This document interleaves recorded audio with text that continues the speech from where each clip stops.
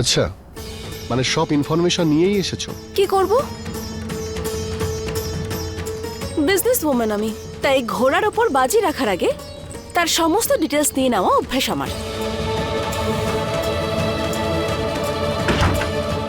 আর তুমি যতক্ষণ দরজা খোলা না যাচ্ছে তুমি চুপচাপ এখানে দাঁড়িয়ে থাকবে। খুব ঘুম পেয়েছে আমার, আর তোমার চক্করে না আমার বিউটি স্লিপ নষ্ট করতে চাই না আমি।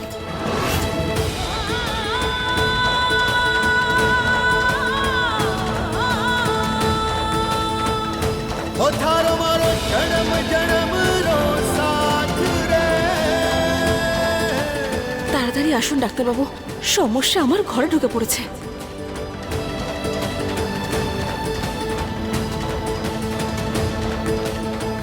কিরকম সুবিধাবাদী মেয়ে, আমি এখানে দাঁড়িয়ে আছি, বাইরে যেতে পারছি না, আরো শুয়ে পড়লো।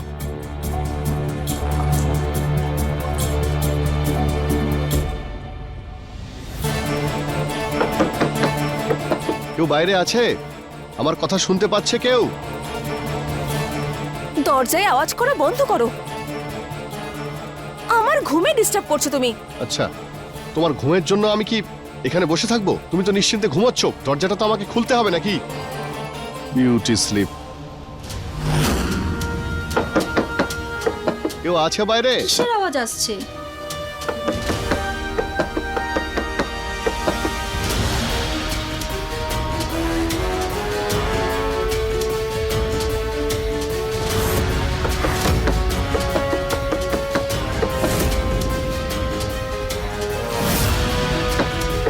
বাইরে আছে কেউ? আমার কথা কেউ কি শুনতে পাচ্ছো? আবির,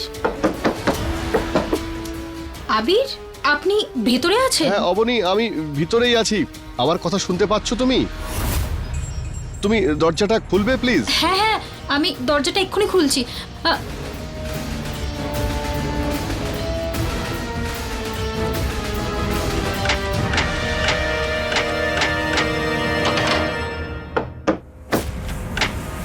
ও ম্যাডাম, কি হলো কি? দরজাটা না খুলছে না। আরে তার জন্য এত কেন চিন্তা করছো? নো চিন্তা, আমি এসে গেছি। সরে যাও সরে যাও, এক মিনিট। এক মিনিট। হ্যাঁ এই তো খুলে গেছে।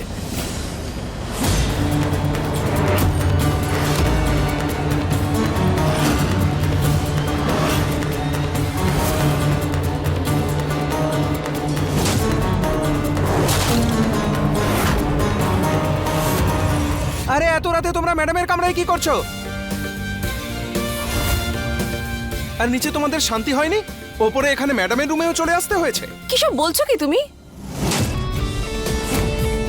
ও রাজস্থানী ভাষায় কি বলে? মজরি। আমার মজরিও ওকে দেখে গলবে না, তাহলে আমি তো দূরের কথা।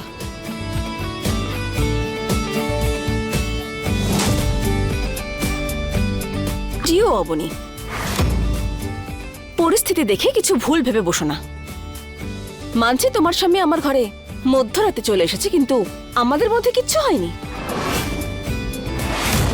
আর না কখনো কিছু হতে পারে। কেন বলো তো? ও একদমই আমার টাইপের নয়। ও কি টাইপের নয় মানে কি বলতে চাইছো তুমি? কি সব উল্টোপাল্টা বলছো? আমার স্ত্রীকে তোমাকে কিচ্ছু বোঝাতে হবে না, চুপচাপ তুমি দাঁড়িয়ে থাকো এখানে, বুঝেছো?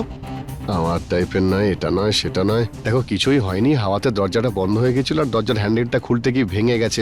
এই দেখো, এই পড়ে আছে এখানে, এই দেখো হ্যান্ডেলটা। তারপরে আমি ফোনটা চাইলাম যে ফোনটা দাও, কাকাকে ফোন করবো দরজাটা খুলে দেবে, কিন্তু ফোনটা দিলই না। জানি না। আবির, আমি সত্যি তোমাকে খুব বিশ্বাস করি। আবির, আমাদের সম্পর্ক নিয়ে আমি তোমাকে কোনোদিন সন্দেহ করিনি, আর আজও করব না। তোমাদের কথা শুনে না ফ্রিতে একটা অ্যাডভাইস দিতে ইচ্ছা করছে। অবনী, ভালো কথা যে তুমি তোমার স্বামীর উপর এতটা বিশ্বাস রাখো, কিন্তু একটা সত্যি কথা বলবো, কঠিন সত্যি, মিথ্যের ইমারত না বিশ্বাসের ভিত্তির ওপরেই গড়ে ওঠে। আমিও একসময় কাউকে এভাবেই বিশ্বাস করতাম। আমার মনে হয় তুমি সঠিক মানুষকে বিশ্বাস করনি। ঠিক কথা বলেছ অবনী, খুঁত ওই মানুষটার মধ্যেই ছিল। আই রিয়েলি হোপ যে তোমার আবিরের মতন একজন সৎ ও ভালো মানুষ যাতে খুব তাড়াতাড়ি পেয়ে যাও। যাকে তুমি চোখ বন্ধ করে বিশ্বাস করতে পারবে। তবে একটা কথা জেনে রাখো অবনী, দেখো বিশ্বাসের কথা তারাই বলে যারা অন্যের পিঠে ছুরি মারার জন্য সবসময় প্রস্তুত থাকে। যাই হোক, আমাদের এখন এখান থেকে যাওয়া উচিত। এই মেয়েটার ছায়া আমাদের জন্য আর আমাদের বেবির জন্য একদমই ভালো নয়। চলো। আবির, উনি আমাকে আজকে বাঁচিয়েছেন, তার জন্য আজকে আমাদের বেবি ভালো আছে। শোনো, আই এম রিয়েলি সরি, আমি তোমাকে ঠিকভাবে থ্যাংক ইউ বলতে পারিনি। Thank you so much. ব্যাস বলা হয়ে গেছে, থ্যাংক ইউ। শুনে নিয়েছো, থ্যাংক ইউ। চলো।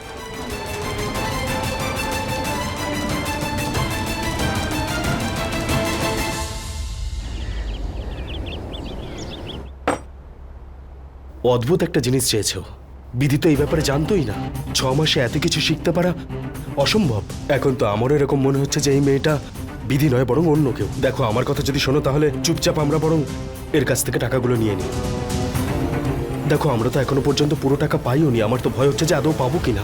কাকা বাবু, সত্যি কথা বলতে তো আমারও এটাই মনে হচ্ছে। বিধির সাথে ওর মুখের মিল হওয়াটা এটা একটা কাকতালীয়।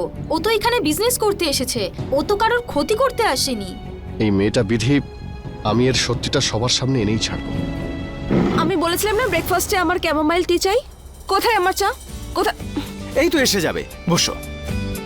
হিয়ারস মাই টি।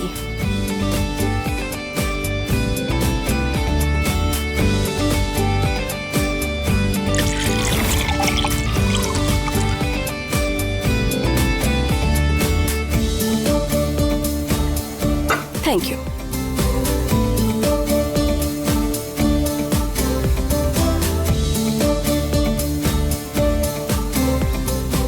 Delicious. দেখো, আজকে আমি না একজন বিশেষ অতিথিকে নিমন্ত্রণ জানিয়েছি এই মহলে আসার জন্য। ওনার যত্নে যেন কোনো খামতি না থাকে। ওনার জন্য খুব সুন্দর করে রান্না করবে। বিশেষ অতিথি? হ্যাঁ হ্যাঁ, বিশেষ একজন অতিথি। কে আবির? অফিস থেকে কেউ? না না, অফিসের কেউ নয়। তবে যে আসছে সে এই বাড়িরই একজন মেম্বার, একজন অসহায়, একদম নিষ্পাপ। ঈশ্বরী বানসাল।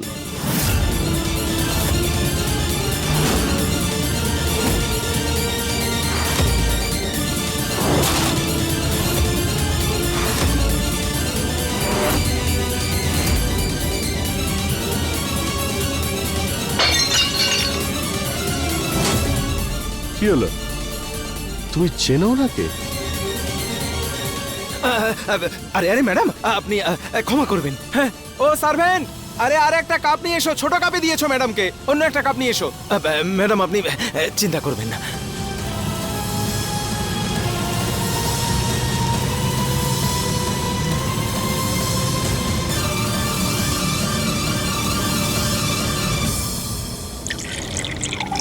আবির, কে এই মহিলা?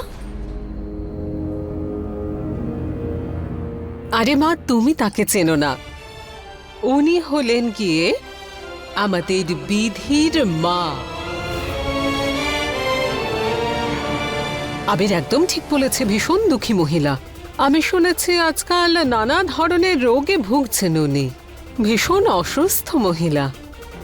যখন আসবেন ওনার জন্য ভালো কিছু বানিয়ে রেখো, কারণ অনেকগুলো দিন বাদে এই বাড়িতে ওনার পদধূলি পড়বে। ভালো দেখে কিছু বানিও, বেচারি গরিব মহিলা। ম্যাডাম, 9টা বেজে গেছে। ওই ভিডিও কনফারেন্স ফরেন ডেলিগেটসের সাথে ছিল, সেটা বলতে ভুলে গেছি আমি। লেট হয়ে যাবে আপনার। চলুন আমরা যাই। হ্যাঁ চলুন। হ্যাঁ, আমরা আসছি। প্লিজ আসুন ম্যাডাম, মিটিং অ্যাটেন্ড করতে হবে, সে আমরা ঠিক সামলে নেব। এখন চলুন আপনি। ডাক্তারবাবু, আপনি শুনলেন তো সাহেববাবু কি বললেন? আমার মা আসছে আজ। আজ আমার মা আসছে। আমার মনে হচ্ছিল সাহেববাবু আমার মাকে মেরে ফেলেছেন, কিন্তু এরকমটা নয়। আপনি শুনলেন তো, আমার মা আসছে। তোমার মায়ের কথা শুনে আমি তো খুব খুশি হয়েছে, কিন্তু জানি না কেন আমার অদ্ভুত সন্দেহ হচ্ছে। কি সন্দেহ ডাক্তারবাবু? এটাই যে এটা আবার কোনো চাল নয় তো। সিয়ার মনে বিধি বেঁচে আছে এটা জানানোর ষড়যন্ত্র। না, আমার সাহেববাবু এরকম করতে পারেন না। আমি ওনাকে ভালো মতো চিনি। উনি বাইরে থেকে শক্ত ঠিকই, কিন্তু মোমের মতো নরম উনি। আমার সাহেববাবু আজকে আমায় আমার মায়ের সঙ্গে দেখা করিয়ে দিচ্ছেন। আমার কাছে এর চেয়ে বড় বিষয় আর কিছুই হতে পারে না।